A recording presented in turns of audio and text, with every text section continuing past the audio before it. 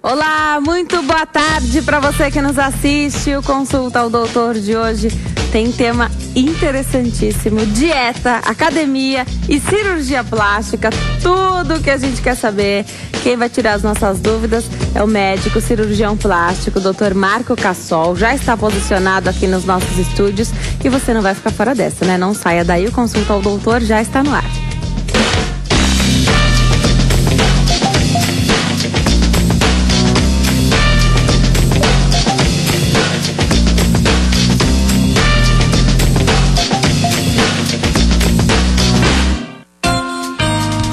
Olá para você que nos assiste de qualquer parte do mundo, o Consulta ao Doutor já está no ar. É um grande prazer, uma alegria enorme ter a sua companhia aqui todas as tardes. Você que abre as portas da sua casa para que a gente entre com muita informação de qualidade, aquilo que a gente precisa saber e, claro, com profissionais de excelência aqui para dar essas informações para nós, para que a gente possa aprender. Hoje nós vamos falar sobre dieta, academia e cirurgia plástica. Olha que tema interessante, né? Quando é que a dieta e a atividade física juntas, né, não vão resolver um problema estético que de repente incomoda uma pessoa? Quando é que a gente tem que fazer uma cirurgia plástica? Quando é que podemos fazer uma cirurgia plástica? Será que só atividade física pode resolver? Já, ou só a dieta, né? Já você vai saber tudo isso. Agora eu te convido a participar do programa, porque o programa fica muito mais interessante quando você participa. Então liga pra cá, 0 operadora 11 3337 5886, 3337 5886. Participa também pela internet. Nós estamos em várias redes sociais. No Twitter, @consultadoutor. No Instagram, que é a rede social de fotos, @consultaaldoutor. Participa no Facebook também, que é a nossa rede social favorita. E é no Facebook que eu fico conectada aqui durante todo o tempo do programa, só esperando a sua participação.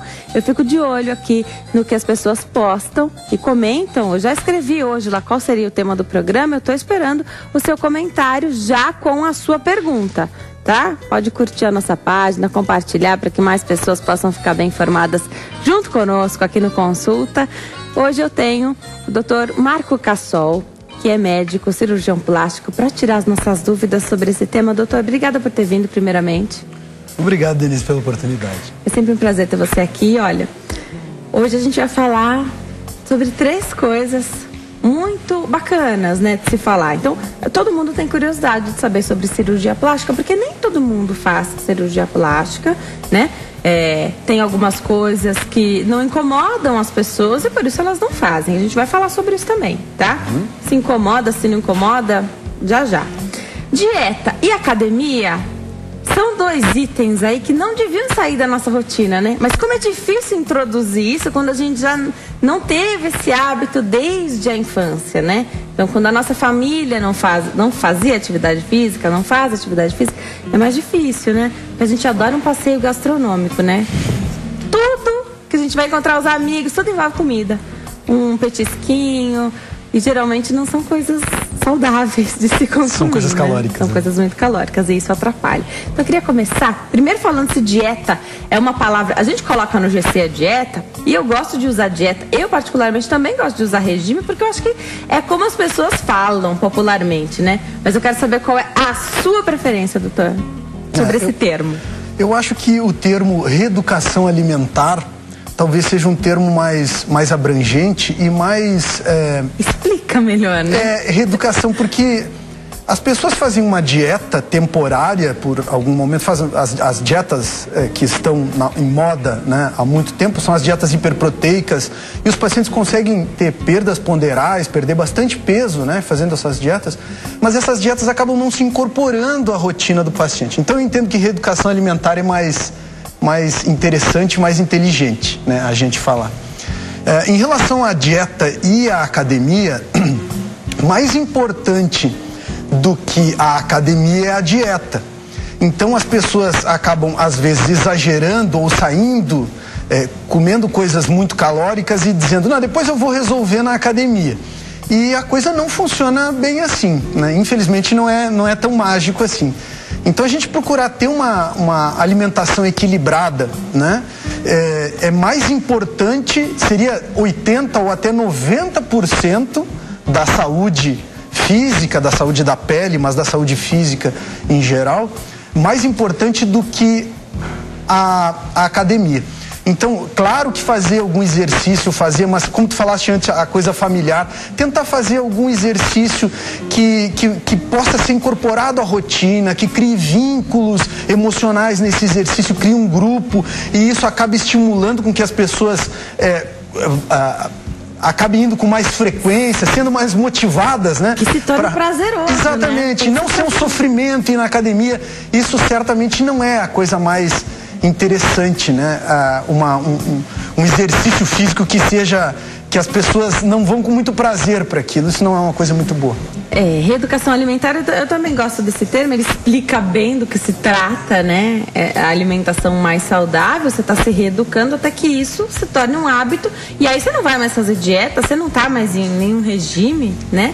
Porque você tem aquela alimentação porque você gosta. Infelizmente, a gente sabe que para comer mais saudável, hoje é preciso gastar mais. Ainda é preciso gastar mais. Então, o pão integral, ele é mais caro. E a gente sabe que qualquer pessoa deve comer, fazer essa escolha, né? Então, do integral, arroz. A gente sabe que é mais saudável comer o integral para qualquer pessoa. Mesmo as que estão com o corpo super em dia, ou as que querem engordar, né? Todo mundo devia fazer essa escolha, mas infelizmente ainda não é tão acessível. Mas tem algumas coisas que a gente pode introduzir na nossa vida que são muito fáceis, baratas, saladas, por exemplo.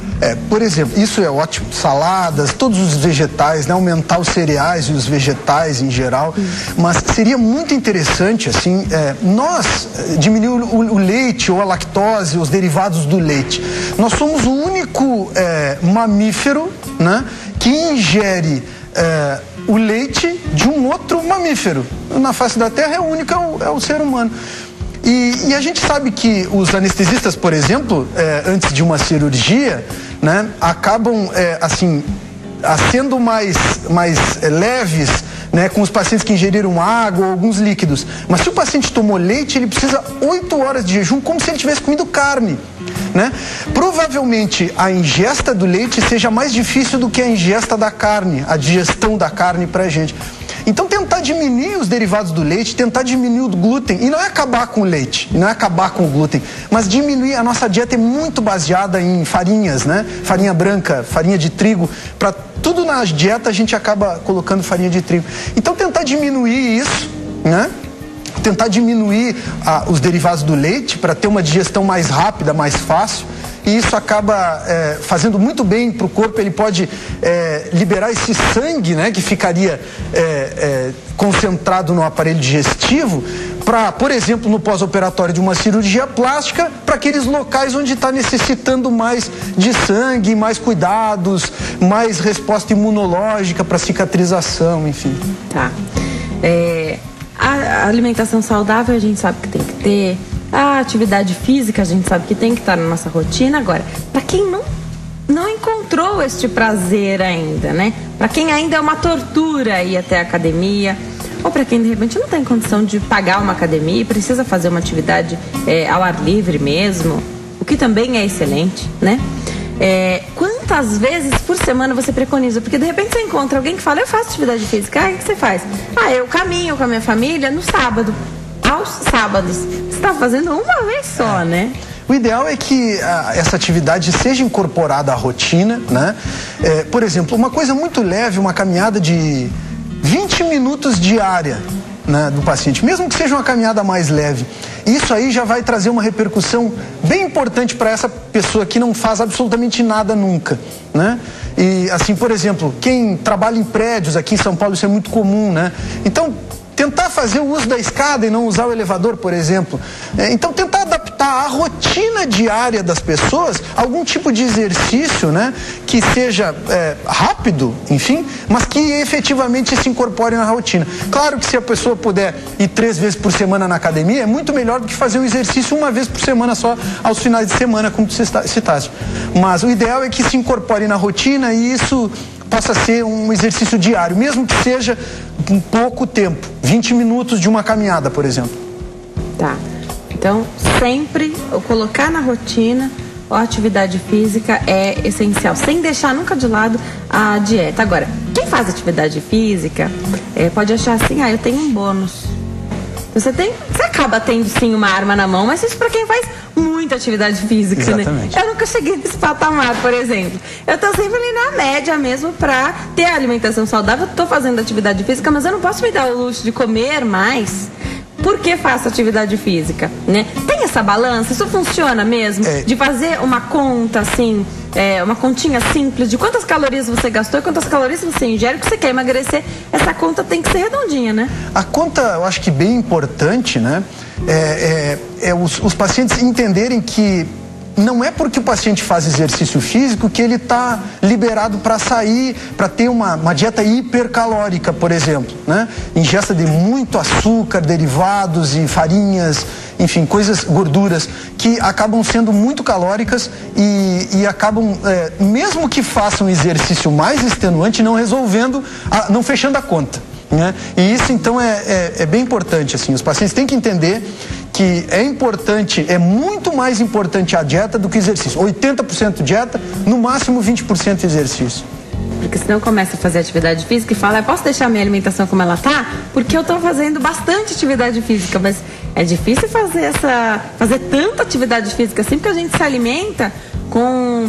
É difícil você gastar 1000 calorias, por exemplo, na academia. Quem tá seguindo uma reeducação alimentar bastante restritiva come 1000 calorias. Sim, né? Mas só que assim, ao mesmo tempo, por outro lado, um lanche bem reforçado tem 1000 calorias. Um lanche é um fast food bem reforçado, com as batatas fritas, milkshake e tal, tem 1000 calorias. Então isso seria suficiente para um dia todo. Isso, o ideal não é que a gente tenha uma refeição por dia, e sim que ele se alimente com uma frequência maior, se não de 3 em 3 horas, pelo menos tentar aumentar o máximo possível a frequência, né, das refeições. Isso também estimula o metabolismo, ajuda na digestão. Eu vou dar um recadinho para quem está em casa, mas já estou anotando aqui, porque nosso corpo acostuma. Então, por que eu estou perguntando isso? Quem faz dieta sempre, tá? Você engordou 5 quilos, aí você faz dieta para emagrecer 5 quilos. Você emagrece, aí depois você engorda 5, 6, 7, 10, por que não? Né? Aí você tá lá acima do seu peso 10 quilos, aí você faz a dieta de novo. Às vezes você não consegue atingir o que você queria, já desencana e engorda de novo. A gente não fala agora, não responde agora, mas eu quero saber se a gente judia o organismo já. Por quê? De repente você tem alguém que está acima do peso já faz tempo e ele está simplesmente acima do peso. Ele não fez nada para emagrecer, ele não tentou fazer uma dieta, ele não tentou fazer uma reeducação alimentar. Esta pessoa vai ter mais vantagem sobre aquela que está sempre tentando emagrecer. O metabolismo fica judiado já. Você responde por quê? É isso, na minha opinião, que acaba levando as pessoas a fazerem a cirurgia plástica, às vezes, quando a cirurgia não é a recomendação principal. Já você fala do que é a lipo, para que ela serve de fato. Claro que as pessoas podem utilizar, e tendo dinheiro para investir, você pode utilizar a cirurgia plástica, uma lipo, por exemplo, para ganhar um contorno mais bonito, ainda que você esteja acima do peso. Mas já você fala pra gente se esse organismo fica mais judiado, tá? Já, doutor Marco Cassol tira essa dúvida pra gente, o bate-papo tá imperdível, daqui a pouquinho ele fala. Doutor Marco Cassol, é verdade que o organismo fica preguiçoso depois que a gente faz diversas tentativas? Ele fica castigado, judiado? Porque essa história de comer a cada 3, 4 horas não é muito para você lembrar o seu organismo que ele vai ser alimentado? Porque, de repente, ele pensa, nosso organismo é inteligente, né? Para quem quer emagrecer, a gente não acha que ele é inteligente, mas ele funciona para nos manter bem, né? Então, manter o nosso corpo protegido. É assim também com quem tenta fazer muitas dietas, até consegue, mas engorda de novo. Esse efeito sanfona aí do engorda e emagrece, né? Não é uma coisa muito boa para o corpo, porque acaba modificando, desequilibrando o nosso eixo hormonal. Essas dietas muito restritivas, né, acabam não sendo a melhor opção. Como eu falei antes, fazer uma reeducação alimentar, o paciente incorporar essas mudanças alimentares na sua dieta, na sua rotina da vida é o ideal. Mas fazendo um contraponto disso com a cirurgia plástica, talvez um pouquinho diferente quando o paciente vai se preparar para fazer uma cirurgia plástica, criando uma situação hipotética aqui, só para os telespectadores entenderem. Um paciente que vai fazer uma cirurgia plástica e está um pouquinho acima do peso. E ele vai aspirar, por exemplo, 1 litro de gordura. E vai aspirar, por exemplo, 1 milhão de células naquele litro de gordura, certo? E as células estão todas cheinhas, né? Se esse paciente consegue ter uma perda ponderal, se ele consegue diminuir o peso dele, mesmo que seja pouco, antes do procedimento cirúrgico, antes da lipoaspiração, ele vai aspirar até 10 milhões de células, 10 vezes maior o número de células que ele vai aspirar. E isso acaba tendo, depois da cirurgia, uma repercussão muito importante no resultado, não só no resultado final da cirurgia, como na recuperação pós-operatória, como na cicatrização dele, enfim. Então, esse paciente que consegue fazer esse efeito sanfona antes de uma cirurgia plástica é muito bem-vindo, né? Mesmo que seja temporário, porque o resultado vai ser permanente depois da cirurgia. Mas esses pacientes que vão fazendo dietas malucas, muito restritivas, né? E engordam e emagrecem grandes perdas ponderais com grandes ganhos de peso depois, não, isso não é o ideal. O ideal é que o paciente faça uma reeducação e mantenha essa reeducação, que incorpore na rotina da dieta dele isso. Claro que a gente está falando aqui da dieta, mas talvez mais importante do que a dieta, isso é muito importante a gente lembrar, seja a ingesta hídrica. Em momentos, em situações da vida, da rotina diária, de cidades maiores, onde tem bastante agito e as pessoas têm sempre um componente de estresse, porque tem prazos, porque tem filho, porque, enfim, tem uma série de coisas da rotina normal da vida, as pessoas deveriam ingerir pelo menos 3 litros de água por dia. E isso é bastante difícil incorporar na rotina da dieta das pessoas. Então eu oriento que pelo menos os pacientes consigam fazer 3 vezes por dia ingesta de 1 litro d'água. O que parece ser bastante num primeiro momento, mas depois da gente se adaptar, assim como a gente falou antes da dieta, né? O engorda e emagrece, o corpo se adapta também a essa ingesta hídrica um pouco maior de uma vez só. Então 3 copos, jarras, né, d'água de 1 litro 3 vezes ao dia, né? Uma jarra 3 vezes ao dia. E isso acaba melhorando muito. São momentos, pelo menos essas 3 vezes, em que a gente vai conseguir quebrar esse estresse com essa ingesta, com esse estímulo vagal importante da ingesta hídrica, e vai reidratar, e a urina vai ficar clarinha, a gente vai se desintoxicar não só pelos rins, mas pelo intestino também, principalmente para quem tem constipação, e isso antes de uma cirurgia é muito bom para o paciente ir bem fisicamente, com o organismo todo reequilibrado. Então, essa ingesta hídrica. Outra coisa muito importante também, que talvez seja mais importante que a dieta e mais importante que o exercício, talvez o sono. Então, as legal pessoas... falar do sono. Fala pra gente um pouquinho, doutor. As pessoas, na verdade, não prestam muita atenção no sono, né? E o sono é dividido em 2, o sono REM, que é o Rapid Eye Movement, o movimento rápido dos olhos, que a gente vê nas criancinhas, no cachorro quando tá dormindo, né? A gente vê com bastante frequência. Nesse sono REM e sono não REM. Nesse sono REM é que acontece a maior parte do anabolismo, a formação de novas células, a recuperação do corpo, o estímulo do eixo hipotálamo hipófise, a liberação de uma série de hormônios, né? Ocitocina, hormônio da tireoide, os hormônios sexuais, os hormônios que regulam a resposta imunológica, que são os corticosteroides, os hormônios que fazem a gente ficar mais ativo, que são as catecolaminas, adrenalina, noradrenalina, dopamina, enfim. É exatamente nesse momento do sono REM que é o período mais importante do dia da gente, e a gente acaba não tendo consciência disso, não prestando atenção e, por exemplo, tendo estímulos muito importantes antes de ir para a cama, como, por exemplo, ficando na internet até minutos antes de adormecer, quando a gente deveria ter pelo menos 20 minutos, meia hora antes de dormir, não assistir filme muito estimulante, TV, né?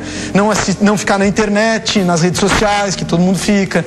Até o celular cair no nosso rosto, né? Exatamente. Então todo mundo fica, né? Hoje em dia com os smartphones, todo mundo está a todo tempo muito conectado. E seria um momento da gente se conectar com a gente mesmo, né? Antes de dormir, para poder fazer um sono REM de qualidade. Colocar então, para quem não consegue, tem dificuldade de dormir, fazer exercícios respiratórios, colocar uma música calma antes de dormir. Se a gente procurar no YouTube aí, ondas alfa, ondas teta, tem vários videozinhos ou musiquinhas, né? Para acalmar antes de dormir. Então, coisas muito simples que poderiam ser incorporadas na rotina e que teriam uma repercussão muito importante na qualidade de vida, na qualidade da pele do paciente. A gente vê os pacientes que começam a melhorar a ingesta hídrica e cuidar mais do sono, eles voltam um mês depois no consultório e começam a ter uma pele de melhor qualidade, um tônus, uma nutrição da pele melhor. Agora, você está dizendo então que quem não dorme bem pode ser que tenha um problema de engordar, então de estar acima do peso, às vezes porque não dorme bem, algo que seria simples, né? Muito mais simples do que a gente imagina, é isso? Exatamente. A ideia é que o paciente que dorme bem emagrece. Dormir emagrece. Olha que coisa mais mágica. Que delícia. Todo mundo quer ir para academia e o que precisaria, na verdade, é dormir melhor, né? E dormir melhor significa o quê? É para cada um? Porque tem gente que dorme muito bem 5 horas. Na verdade, isso é muito questionável. É? Muito questionável. Tá. Na verdade, essas pessoas já estão com um nível de estresse tão intenso que elas dormem pouco e acordam descansadas. Na verdade, elas não estão completamente descansadas. E por causa desse estresse, eles acabam se alimentando, ingerindo mais do que o que precisaria durante o dia. E isso acaba engordando. Uma pessoa que consegue ficar mais tranquila, que teve uma boa noite de sono, consegue diminuir a sua ansiedade, consegue comer menos durante o dia. Então isso também tem um reflexo no peso dessa paciente também. Então, tudo é interrelacionado, né? Mas a gente acaba não prestando muita atenção na ingesta hídrica e no sono. Fala bastante da dieta, fala dos exercícios, fala da preparação para fazer uma cirurgia plástica, o quanto isso é importante e relevante, e a diferença que isso faz o paciente que tem uma preparação adequada e aquele que não tem no pós-operatório, no resultado da cirurgia. Mas é muito importante o paciente dormir. Dormir emagrece. Essa é uma coisa mágica, né? Que maravilha. Agora, não é só colocar a responsabilidade também no sono, né? Porque deve ter gente que dorme muito bem, o organismo tá impecável, só que não tem como fazer, não tá se alimentando da maneira correta, não tá fazendo a mínima atividade física, aí fica difícil. Aí a gente dificulta esse processo, né? A rotina das pessoas é que durante o dia é muito corrido, as pessoas acabam não se alimentando direito durante o dia e à noite elas têm tempo, então acaba comendo muito, e então essa ingesta excessiva, essa digestão mais difícil, acaba prejudicando muito o sono REM, né? E as pessoas dormem às vezes 8 horas e acordam cansadas. É mais ou menos quando a gente, por exemplo, sai durante a noite, toma alguma bebida alcoólica, vem para casa, dorme 8 horas e acorda ainda cansado. Por quê? Quando a gente ingere a bebida alcoólica, a gente acaba não conseguindo fazer um sono REM adequado. Então, a ingesta de bebida alcoólica, o estímulo mais importante, a alimentação muito lauda, comer muito antes de dormir, isso tudo prejudica o nosso sono REM e prejudica esse momento mais especial do dia, que é o momento de nós fabricarmos novas células, do corpo se recuperar. A gente sempre fala de dieta, indo para perder peso, que é o que a maioria das pessoas precisa, quer fazer. Não tem nenhuma mulher que não queira perder pelo menos 2 quilos. Mas o Marcos Henrique, ele traz aqui a situação inversa. Eu sei que a gente está falando hoje aqui sobre cirurgia plástica. A cirurgia plástica, ela está muito relacionada com quem quer perder, né? Não com quem quer ganhar. Mas ele coloca aqui uma situação de que está com IMC abaixo dos 18 e que é uma indicação, então, uma dieta, uma orientação. Ele fala de Ribeirão Preto, interior de São Paulo. E aí me vem a pergunta, o sono também vai interferir nessa pessoa? Então, no Marcos Henrique, assim como tantas pessoas que às vezes me cobram pra gente falar de dietas para quem quer engordar, né? O sono também, assim como ele dificulta o processo de quem quer emagrecer, ele dificulta o processo de quem quer engordar? Sem dúvida alguma, né? Sem dúvida alguma. O que acontece com muita frequência é que esses pacientes que estão muito abaixo do peso, eles acabam tendo algumas alterações hormonais. Então talvez o Marcos, nesse primeiro momento, precise fazer um check-up hormonal. Alguns exames, ir no médico, no endocrinologista, um nutrólogo, né? Fazer uma série de exames hormonais para ver se tem algum hormônio dele que está muito alterado. E o que é preciso reharmonizar. Mas para esse paciente que também quer chegar numa homeostase, ou seja, num equilíbrio físico, é muito importante o sono. Então o sono serve tanto para o paciente que precisa perder um pouco de peso porque ele está com excesso, ele está com desequilíbrio para mais, como aquele paciente que está com desequilíbrio para menos. O sono adequado reharmoniza o corpo. Tá. Tem tanta mensagem aqui que eu tô recebendo dos nossos telespectadores, algumas pessoas se lamentando, né? A gente sabe às vezes o que tem que fazer, mas é difícil colocar em prática. Agora, essa história do sono é muito bacana, porque então a gente tem que se policiar para isso. E a grande questão é que tem gente que faz atividade física, né? Tem uma alimentação saudável e ainda assim não atinge o objetivo. Eu vou dar um recadinho para quem tá em casa. Já, Dr. Marco Cassol continua tirando as suas dúvidas, as nossas dúvidas, né? Porque eu também tiro um monte de dúvida aqui no consulta. Eu vou para o intervalo. No próximo bloco, o Dr. Marco Cassol, que é médico, cirurgião plástico, continua tirando as nossas dúvidas aqui sobre dieta, academia e cirurgia plástica. No próximo bloco a gente vai abordar um pouquinho mais sobre a cirurgia plástica para saber quando é que as cirurgias são indicadas, né? Uma lipoaspiração, por exemplo, abdominoplastia. Tem tanta pergunta, viu, doutor? Pessoas que querem saber, posso fazer uma abdominoplastia hoje, mas eu ainda tenho planos de engravidar. Já o doutor tira essas dúvidas, vai falar também sobre o preparo e como é que ficam aquelas pessoas que começam a fazer tantas cirurgias plásticas que ficam viciadas em cirurgias plásticas. Então, nunca tá perfeito o corpo. A gente sabe que o nosso corpo é assimétrico, né? Então, ele não vai ficar simétrico, porque não é o nosso natural. Já o Dr. Marco Cassol tira as nossas dúvidas. Você tem um compromisso aqui comigo no próximo bloco. Não pode sair daí, a gente volta já. Nós estamos de volta ao Consulta ao Doutor de hoje. Fala sobre dieta, academia e cirurgia plástica. Quem tira as nossas dúvidas é o médico cirurgião plástico, Dr. Marco Cassol, que está aqui conosco hoje, explicando como é que tudo isso funciona, né? A gente precisa introduzir mesmo isso na nossa rotina, criar um hábito, até para quem vai fazer cirurgia plástica, né? Agora, grandes dúvidas aqui, que todo programa que a gente fala sobre cirurgia plástica as pessoas fazem, e que eu vou fazer pra você, porque nem sempre dá tempo de responder a todos, né? Primeiro, eu quero as indicações das principais cirurgias. Eu sei que a colocação de prótese de silicone nos seios intercala, reveza. Um ano é a prótese de silicone, um ano é a lipoaspiração. E é isso mesmo, né? É isso aí. Então, a lipoaspiração, que é o que as pessoas que estão acima do peso desejam, às vezes, muito, é o que a gente vai conversar aqui hoje. E a abdominoplastia. Eu quero saber qual é a recomendação, a indicação, o clássico, porque eu sei que cada um pode, a pessoa pode fazer, mesmo que está muito acima do peso, né? A lipoaspiração, né, deve ser indicada para gorduras localizadas. Aquele paciente que está um pouquinho acima do peso e que vai ao consultório para fazer uma lipoaspiração, para perder peso, acaba não atingindo o seu objetivo máximo. Vai ficar frustrado. Exatamente. Então precisa colocar isso muito claramente para o paciente, que lipoaspiração é para perder gordurinhas localizadas. O paciente que está muito acima do peso, se está muito acima, tem que pensar em fazer uma gastroplastia, uma redução de estômago, uma cirurgia extremamente delicada, né? E num segundo momento, então, fazer as suas cirurgias plásticas. Ou, enfim, fazer uma reeducação alimentar, que seria o ideal, ou, em alguns casos, para quem não quer fazer reeducação, pelo menos fazer uma dieta restrita antes da cirurgia, e aí sim fazer a sua lipoaspiração para gorduras localizadas e não para emagrecer.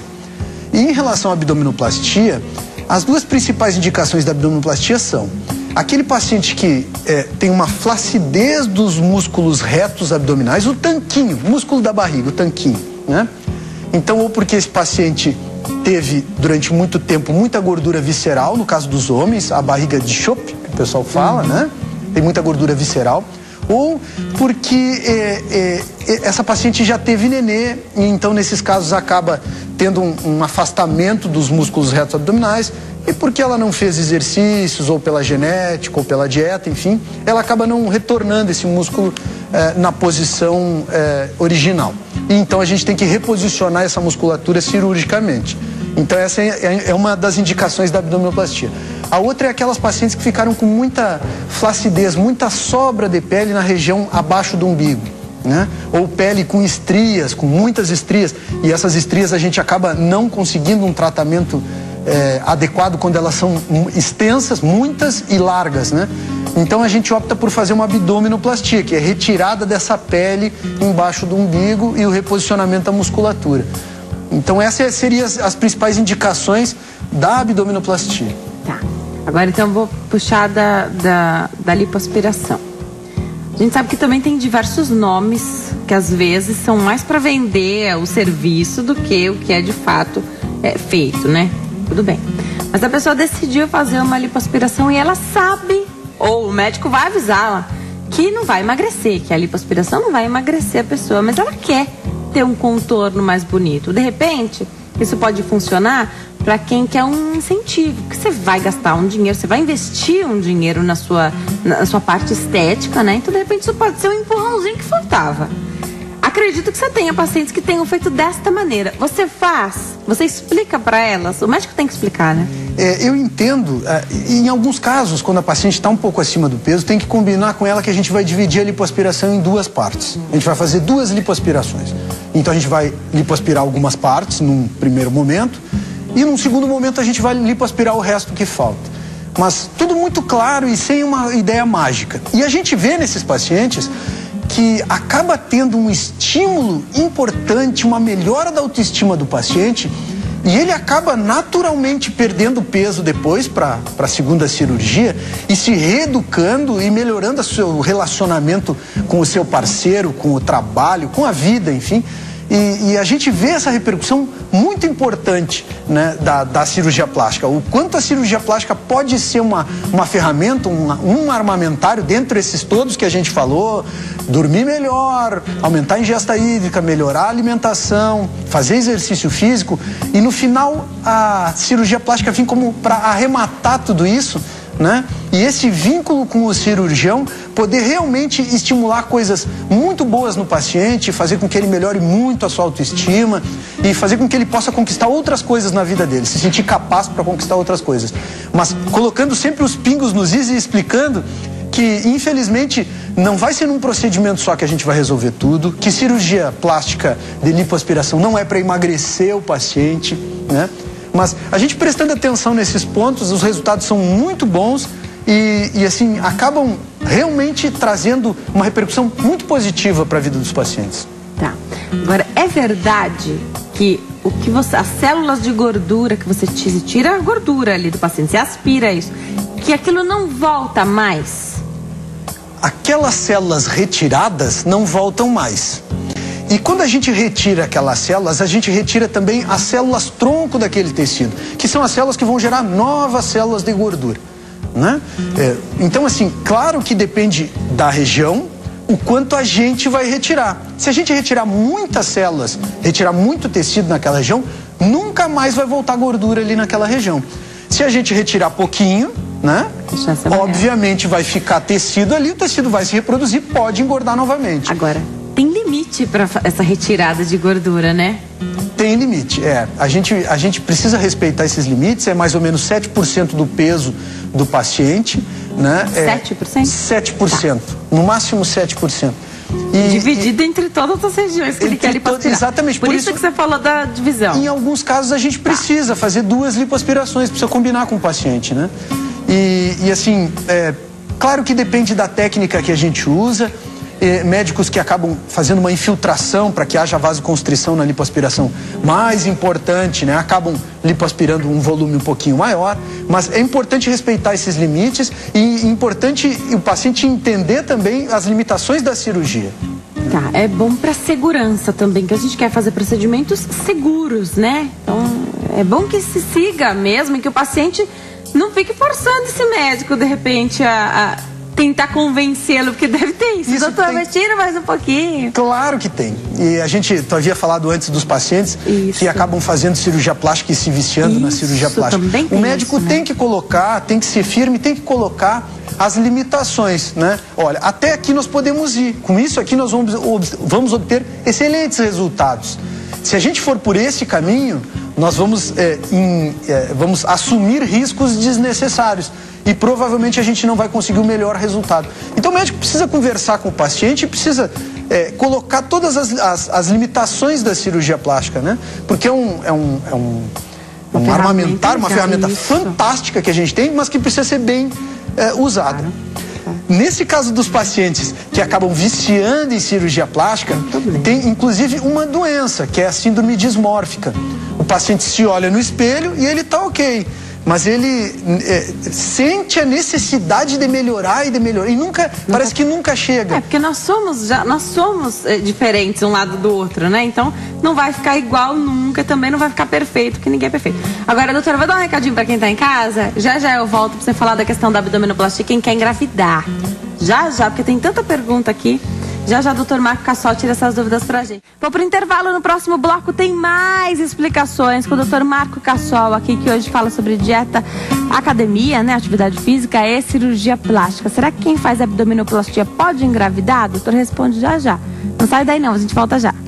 Nós estamos de volta e olha, presta atenção que esse é o último bloco do Consulta ao Doutor, ainda dá tempo de você participar, viu? Liga pra casa, era operadora 11 3337 5886 ou participe pelas redes sociais também. Eu tô esperando a sua participação lá no Facebook, facebook.com/Consulta ao Doutor. Estamos chegando às 11 mil curtidas, eu tô super feliz. Claro que isso reflete aí a sua participação também, porque o programa fica muito mais interessante quando você participa, mostrando aqui, contando pra gente a sua história e fazendo a sua pergunta. O Dr. Marco Cassol é o nosso médico, o cirurgião plástico, que hoje tira as nossas dúvidas sobre dieta, academia e cirurgia plástica. Doutor, eu volto com uma pergunta aqui, que é a pergunta que eu mais recebo quando a gente fala de cirurgia plástica, especialmente sobre a abdominoplastia. Tem muita gente que não está satisfeita com a barriga que tem, né? Então tem a barriga dos sonhos, de repente quer ficar com uma estética, algo às vezes puramente estético mesmo.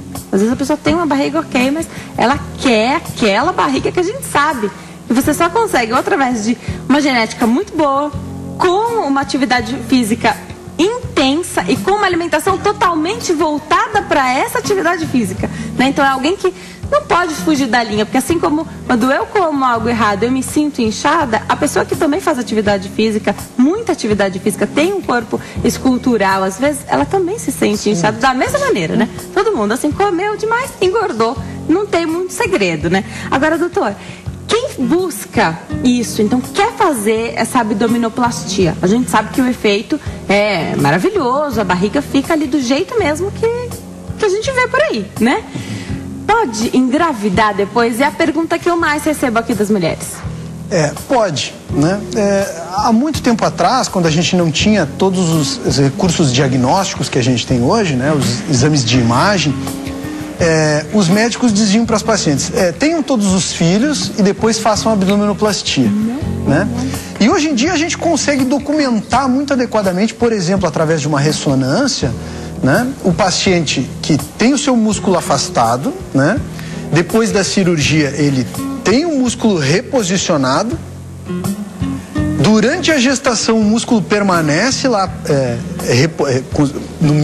na mesma posição, reposicionado, né? E o paciente, depois que ganha nenê, volta a ficar com aquela barriga retinha.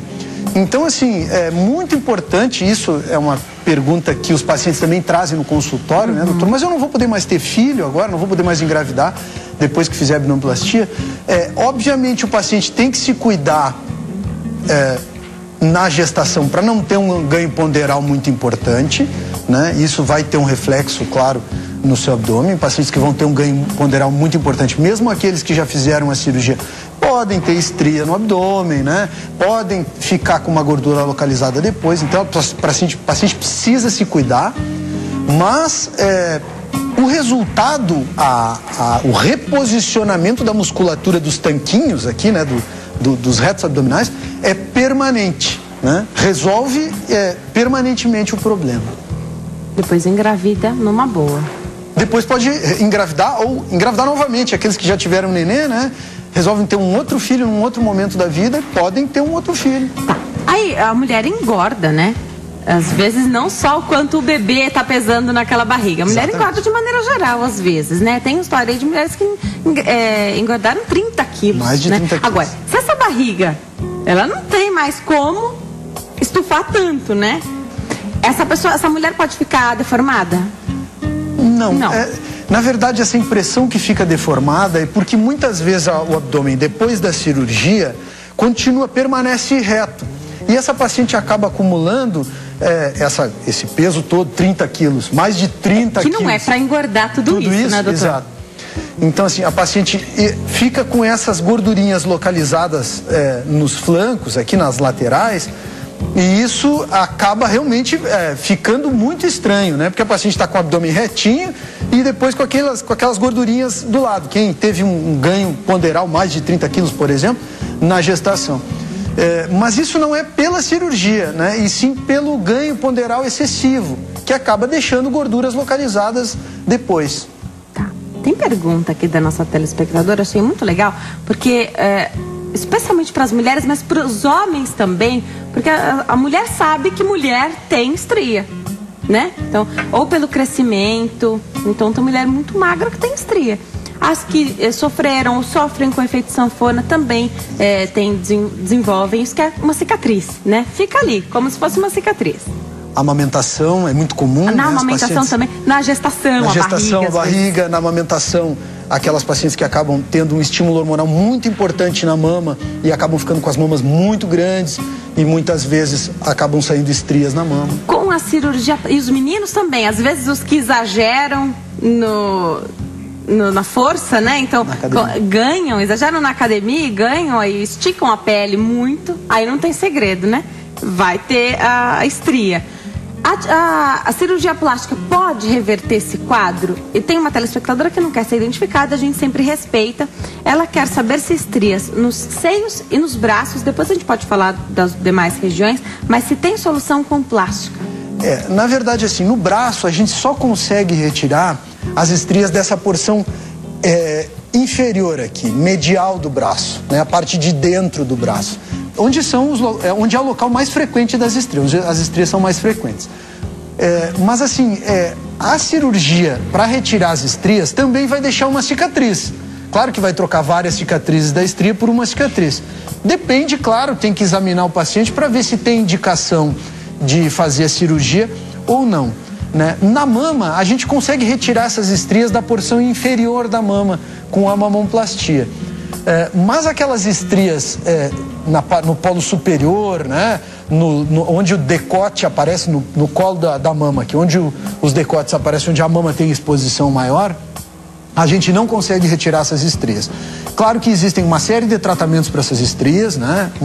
Cada dia aparecem novos tratamentos, a gente pode associar esses tratamentos, mas estria é uma cicatriz. Por mais que a gente consiga mimetizar, por mais que a gente consiga melhorar a qualidade dessa pele e dessa estria, sempre permanece alguma marca ali, porque é uma cicatriz. Tá. Olha, eu volto daqui a pouquinho para saber como é que a gente resolve o interno de coxa. Também é uma grande queixa.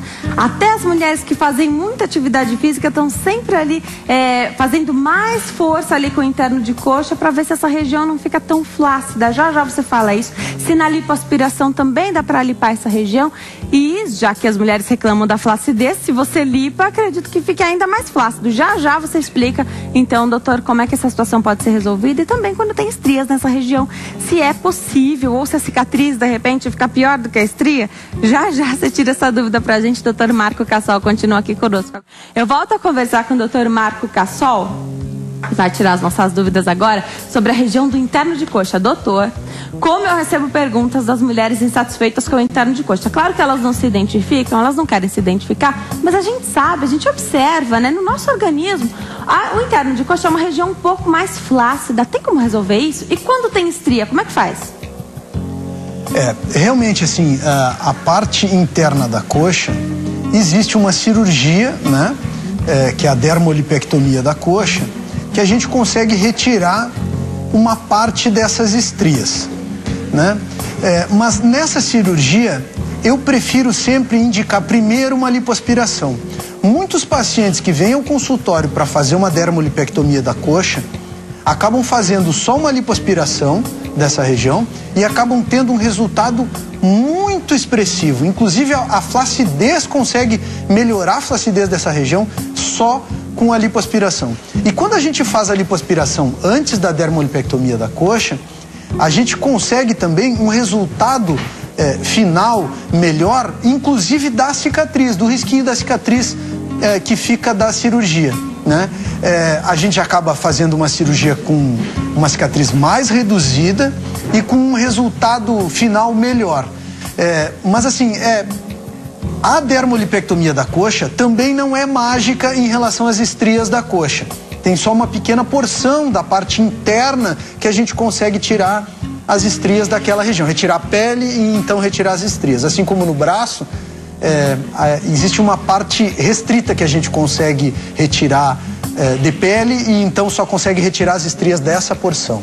Tem um telespectador aqui, a gente sempre fala de cirurgia plástica e a gente fala mais das mulheres ou no feminino, né, a paciente, enfim.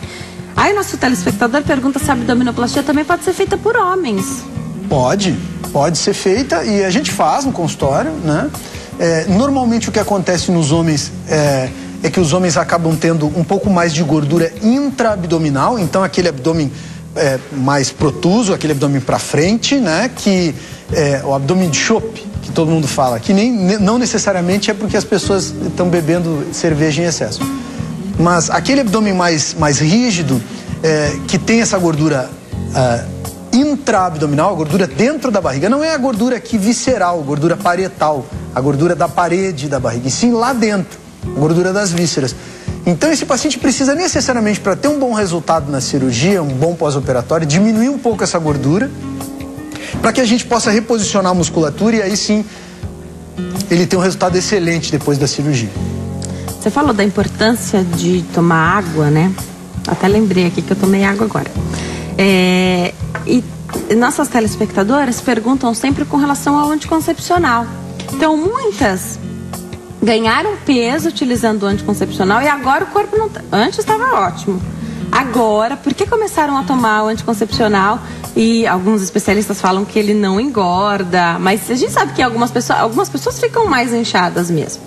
E aí eu pergunto, pode fazer cirurgia plástica? Ou nesse caso, porque claro que o especialista vai avaliar, né? Uma pessoa vai chegar no seu consultório, ela pode achar que ela precisa fazer todas as cirurgias plásticas do mundo, mas você vai olhar e, claro, vai instruí-la da melhor maneira, né? Porque a ideia do corpo ideal, do corpo perfeito é algo a ser desfeito, né?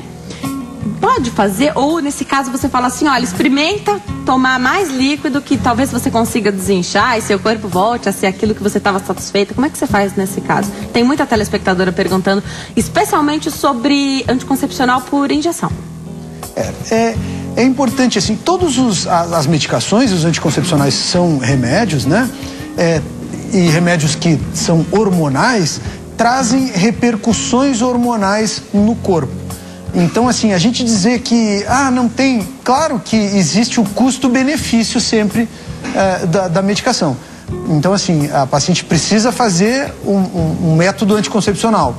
Mas existem outras, nesses casos dessas pacientes, que acabam tendo um ganho ponderal ou um edema persistente, um inchaço, né? Pelo uso do anticoncepcional, existem outros métodos anticoncepcionais que podem ser discutidos com o seu ginecologista. Né? E alguns desses pacientes podem até mudar o seu, em vez de fazer o uso do hormônio injetável, fazer o uso do hormônio oral, ou em vez de oral, fazer o uso de outro método anticoncepcional, DIU, enfim, outro método. Doutor, eu volto para a gente falar sobre segurança da cirurgia plástica. Primeira coisa, como é que a gente escolhe o bom profissional? A gente sabe que hoje em dia é muito mais fácil, né? Então dá para pesquisar na internet, dá para saber se é realmente um cirurgião plástico. Já você fala sobre a segurança, o que a gente deve se atentar, né? Cirurgia plástica só se faz em ambiente hospitalar, num lugar onde você tem ali, de repente, se algo der errado, toda cirurgia envolve um risco. Já você tira essas dúvidas pra gente. E mais uma ainda, olha, às vezes a mulher ou o homem, antes de fazer essa cirurgia, fica muito ansioso, fica gripado. Então fica doentinho, faz a cirurgia mesmo assim ou cancela, já que é uma cirurgia eletiva? Já você tira essa dúvida pra gente. Doutor, vamos falar um pouquinho de segurança na cirurgia plástica? Eu gosto muito. Cirurgia plástica é eletiva, né? De repente a gente fica esperando, tá ansioso, planejou, investiu, juntou dinheiro, fica doente. Faz a cirurgia ou não faz? Isso é importante, né? Assim, se o paciente tiver um resfriado e ele tiver febre antes da cirurgia, tá desmarcada a cirurgia. Ele não vai fazer. É claro que se for apenas um pequeno resfriado menor, o nariz está correndo e o paciente já se organizou, se agendou todo para fazer aquela cirurgia e não tem desconforto maior, mas se o paciente tiver dor no corpo, se tiver febre, essa cirurgia está desmarcada, a gente remarca para um outro momento. A febre talvez seja um fator que é inegociável. Tá. Né? Mas a gente sabe que os pacientes criam uma super expectativa, se organizam, tiram férias e tal, para fazer a sua cirurgia plástica. Muitas vezes por um resfriado muito leve, uma coisa muito suave, a gente até reconsidera. Mas se tiver febre, se tiver mal-estar, dor articular, dor no corpo, isso não faz, tá? Suspende a cirurgia. Mas assim, em relação à segurança, é bastante importante que os pacientes procurem profissionais que sejam da Sociedade Brasileira de Cirurgia Plástica. Eu acho que isso é um pré-requisito mínimo, né? É importante que tenha indicações de outros pacientes. Então o paciente fez, já tem uma outra amiga, uma conhecida, uma colega do trabalho que fez a cirurgia e teve um bom resultado. Que o paciente também procure um médico que faça em locais adequados, que tenha uma estrutura adequada para dar suporte. É claro que como é uma cirurgia eletiva, a gente pede todos os exames e tem os cuidados pré-operatórios antes da cirurgia, se prepara para fazer essa cirurgia, mas mesmo assim é importante fazer num lugar que tenha UTI, que tenha estrutura para qualquer eventualidade que aconteça. Então, eu acho que são cuidados básicos que o paciente precisa ter antes de procurar um profissional, um cirurgião plástico. Porque toda cirurgia envolve um risco. Toda cirurgia. Então, claro, cirurgia plástica, o paciente vai super feliz, né? É uma cirurgia eletiva, é uma cirurgia que é para melhorar alguma coisa da autoestima dele, mas sim, necessariamente é uma cirurgia, implica riscos anestésicos, riscos cirúrgicos, como qualquer outra cirurgia. Precisa tomar uma série de cuidados antes, durante e depois. www.marcocassol.com.br é o site do doutor. Doutor, nosso tempo esgotou. Queria agradecer demais a sua presença. Está super convidado a voltar quando quiser. Obrigada. Eu que agradeço a oportunidade. Muito obrigado, Denise. E as pessoas que quiserem mais informações, no site tem muitas informações. Lá elas podem buscar várias coisas lá sobre as cirurgias específicas, né, que elas desejam.